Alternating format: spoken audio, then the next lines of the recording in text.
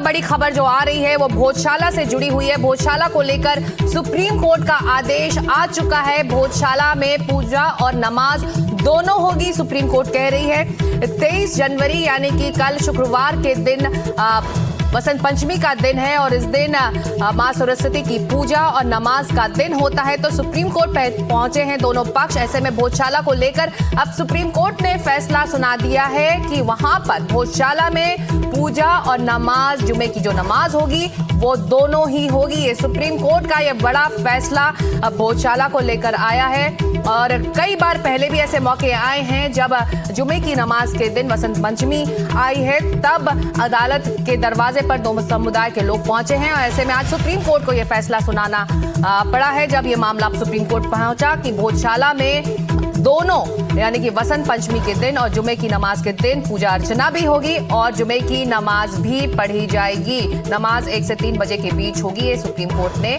आदेश में कहा है।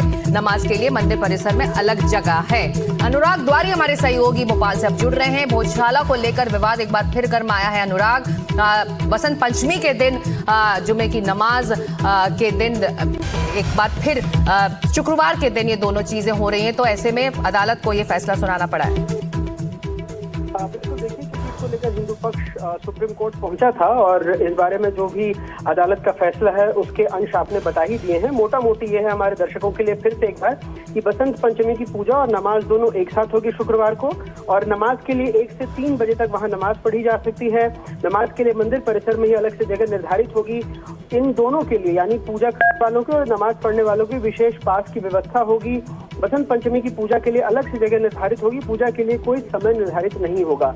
दरअसल अगर आप इसके ऐतिहासिक दस्तावेजों की बात करें या सरकारी अभी भी दस्तावेजों की बात करें तो पूरे जो भोजशाला परिसर को भोजशाला कमाल मौला मस्जिद परिसर के नाम से ही जाना जाता है और इस वजह से जो विवाद है यहाँ पर आज पहली दफे का नहीं है।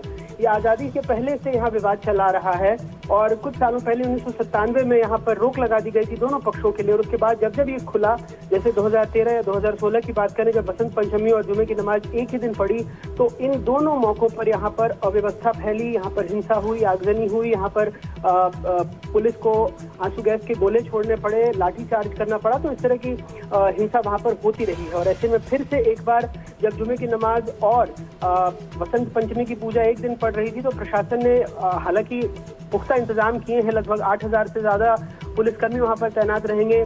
ड्रोन कैमरे 20 से ज्यादा जो एआई से लैस रहेंगे, उससे भी चप्पे चप्पे पर नजर रखी जा रही है। जो नई तकनीकें हैं 3D लिडार टेक्नोलॉजी के जरिए भी खुद पुलिस हेडक्वार्टर से भी इसको एक हरकत को वहां पर लोगों की मापा जा रहा है। कई सारे लोगों को वॉन्ड ओवर भी कराया गया है यहाँ पर और पूरे धार जिले को एक तरह से बदल दिया गया है किले के रूप में। लेकिन जैसा सुप्रीम कोर्ट ने अब फैसला दिया है वहां पुलिस प्रशासन भी राहत की सांस ले रहा होगा क्योंकि दोनों पक्ष अड़े थे। हिंदू पक्ष का कहना था कि साल में नमाज कई बार होती है लेकिन कई सालों में ऐसा पहला मौका आता है जब उन्हें वसंत पंचमी की पूजा पूरे सुबह से शाम तक बगैर किसी दखलंदाजी के करने दिया जाए। तो इस बीच में एक बीच का रास्ता निकाला है सुप्रीम कोर्ट ने और ये फैसला सुनाया। बिल्कुल, बहुत बड़ा और एक अच्छा फैसला आया है कि पूजा भी होगी और जुमे की नमाज भी होगी। जैसा कि सुप्रीम कोर्ट के इस आदेश में कहा गया है कि दोनों ही चीजों के लिए अलग अलग जगह निर्धारित है। हम तस्वीरें दिखा रहे हैं अनुराग, जब हम आपसे बात कर रहे हैं, एक तरफ पुलिस बंदोबस्त है जो आप कह रहे हैं एहतियात के तौर पर कड़ी सुरक्षा व्यवस्था वहां की गई है। जो अलग अलग जगह का जिक्र है जो सुप्रीम कोर्ट के इस आदेश में भी आया है उसको अगर आप समझा पाए, जुमे की नमाज के लिए एक अलग निर्धारित जगह है और पूजा के लिए अलग निर्धारित जगह, तो एंट्री पॉइंट्स भी अलग अलग जाहिर तौर पर होंगे। बिल्कुल, जैसा मैंने आपको बताया कि इस बारे में तो चूंकि फैसला अभी आया है तो प्रशासन को वहां पर अलग अलग व्यवस्था बनानी होगी। लेकिन ऐतिहासिक अगर संदर्भों में बात करें तो जैसा हमने आपको बताया कि जो एएसआई है, भारतीय पुरातत्व सर्वेक्षण और न्यायालय के भी अलग अलग निर्देशों में पहले भी इस पूरे परिसर को भोजशाला मंदिर और कमाल मौला मस्जिद परिसर के नाम से ही जाना जाता है। 11वीं सदी का ये एएसआई का संरक्षित स्मारक है जहाँ पर हिंदू मानते हैं कि यहाँ पर वाग देवी की प्रतिमा थी और मुस्लिम पक्ष मानता है कि कमाल मौला को जब 13वीं शताब्दी के आसपास यहाँ पर हमला हुआ था तो बाहर एक चबूतरा बना था और लेकिन संदर्भों में ये भी कहा गया कि चबूतरा बनने से पहले ही कमाल मौला की मौत हो चुकी थी। ऐसे में कहना सही नहीं है कि कमाल मौला मस्जिद परिसर है, ऐसा हिंदू पक्ष का दावा है। तो इन दावों के बीच कहानी दरअसल 11वीं शताब्दी से शुरू हुई थी जब महान परमार राजा भोज, जिन्हें माना जाता था कि वो 72 कलाओं में और कई तरह के आयुध विज्ञान में निपुण थे, क्योंकि ये जो भोजशाला परिसर है, अगर आप सरकारी दस्तावेजों को या सरकारी वेबसाइट को भी खंगालें तो पाएंगे कि बहुत सारे ऐसे उदाहरण यहाँ दिए गए हैं जो न सिर्फ संस्कृत में कई सारे विद्वान यहाँ से उन्होंने पढ़ाई लिखाई की, नालंदा तक्षशिला के बराबर यहाँ पर संस्कृत की अध्ययनशाला थी, ऐसा ऐतिहासिक दस्तावेज बताते हैं। और हिंदू पक्ष का भी दावा है, उनका ये भी दावा है कि यहाँ पर जो कई स्तंभ हैं जिसके बूते ये टिका हुआ है, उस पर जो चित्र उकेरे गए हैं उसमें देवताओं की प्रतिमाएं हैं, बीच में यज्ञ कुंड है, सब कुछ इस बात का द्योतक है, सब कुछ इस बात की इशारा करता है कि यहाँ शिक्षा और साधना एक दूसरे से अलग नहीं थे। खुद जो राजा भोज थे उन्हें शिक्षा और साहित्य के बड़े एक अध्येता और पढ़ाई लिखाई करने वाले या उसका प्रचार प्रसार करने वाले के रूप में जाना जाता, और यहाँ दूर दराज से लोग यहाँ पर पढ़ने के लिए आते थे, ऐसा ऐतिहासिक दस्तावेजों में कहा गया है। तो यहाँ पर अगर आप देखें पूरे परिसर में तो खुद सरकार के दस्तावेज बताते हैं कि अनुष्टुप छंद में संस्कृत के कई पाठ उकेरे गए हैं। यहाँ पर कई नाट्य शास्त्रों की भी चीजें वहाँ पर लिखी मिलती हैं। जो नाटक है कर्पूर मंजरी, इसका भी वहाँ पर उल्लेख है कई जगहों पर, ऐसा ऐतिहासिक दस्तावेजों के माध्यम के जरिए अदालत को भी बताया गया है। जी अनुराग, हमारे साथ आशीष भार्गव भी आप सुप्रीम कोर्ट से जुड़ रहे हैं। चलते हैं सीधे आशीष भार्गव के पास। इस बड़े और अच्छे फैसले की हम चर्चा इस वक्त अनुराग द्वारी से कर रहे थे। आशीष, दोनों ही पक्ष जो चाहते थे उस पर सुप्रीम कोर्ट ने एक बीच का रास्ता निकाला है। जी बिल्कुल, देखिए सुप्रीम कोर्ट ने कहा कि उनको उम्मीद है कि दोनों पक्ष संयम रखेंगे, शांति बनाएंगे, लोकल एडमिनिस्ट्रेशन जो डिस्ट्रिक्ट एडमिनिस्ट्रेशन है उसकी मदद करेंगे कानून व्यवस्था बनाए रखने में। सुप्रीम कोर्ट ने कहा है कि अजीबोगरीब स्थिति है क्योंकि बसंत पंचमी के दिन दोनों आ गए हैं और ऐसे में सुप्रीम कोर्ट ने दखल दिया है और आदेश जारी किया है। दोनों पक्ष जो हैं, हिंदू और मुस्लिम, अपनी अपनी पूजा और नमाज वहां पर कर सकेंगे। आशीष, ये जो फैसला आया है ये समझना चाहेंगे कि हिंदू पक्ष ने क्या मांग रखी थी अदालत के सामने, क्योंकि जुमे के दिन वसंत पंचमी इस बार आ रही है। जी बिल्कुल, देखिए हिंदू पक्ष चाहता था कि मुस्लिमों को नमाज पढ़ने से उस दिन रोका जाए क्योंकि वसंत पंचमी का त्योहार है, बहुत बड़ा त्योहार है। हिंदू पक्ष का ये कहना था सरस्वती की पूजा सुबह से शाम तक यानी सूर्योदय से सूर्यास्त तक होती है, जिसमें हवन आदि भी अनुष्ठान होते हैं। ऐसे में वहां पर कोई और नमाज ना पढ़े, इसलिए ये मांग की गई थी। लेकिन यहाँ पर मध्य प्रदेश सरकार की ओर से कहा गया कि वो पूरी तरीके से तैयार हैं, कानून व्यवस्था बनाए रखेंगे। इसलिए सुप्रीम कोर्ट ने भी कहा कि हम चाहते हैं कि दोनों पक्ष अपनी अपनी पूजा और नमाज पढ़े।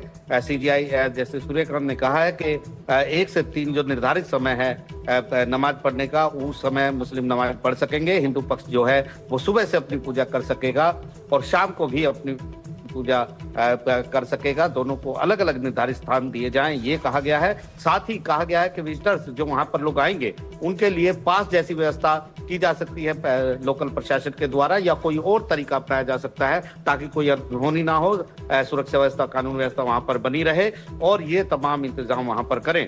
दोनों पक्षों से अपील सुप्रीम कोर्ट ने की है कि संयम बरते, शांति बनाए रखे और जो जिला प्रशासन है कानून व्यवस्था में उनका जो है सहयोग करें। तो एक बड़ा फैसला सुप्रीम कोर्ट का यहाँ है। ये भी सुप्रीम कोर्ट ने कहा कि हो सके तो अलग अलग एंट्री एग्जिट भी दोनों की रखी जाए, लेकिन प्रशासन की तरफ से बताया गया कि वहां पर अंदर घुसने का और बाहर आने का एक ही दरवाजा है, इसलिए वो संभव नहीं है। लेकिन मध्य प्रदेश सरकार ने चिन्हित किए हैं, निर्धारित स्थान किए हैं कि कहां पर हिंदू पूजा कर सकते हैं और कहां पर मुस्लिम नमाज पढ़ सकते हैं। तो मुस्लिम 1 से 3 अलाउ होंगे और बाकी समय में हिंदू अपनी पूजा जारी रख सकेंगे। कोई समय निर्धारित हिंदुओं के लिए वहां पर नहीं किया गया है। जी बिल्कुल, 1 से 3 के बीच में जुमे की नमाज की इजाजत सुप्रीम कोर्ट ने दी है।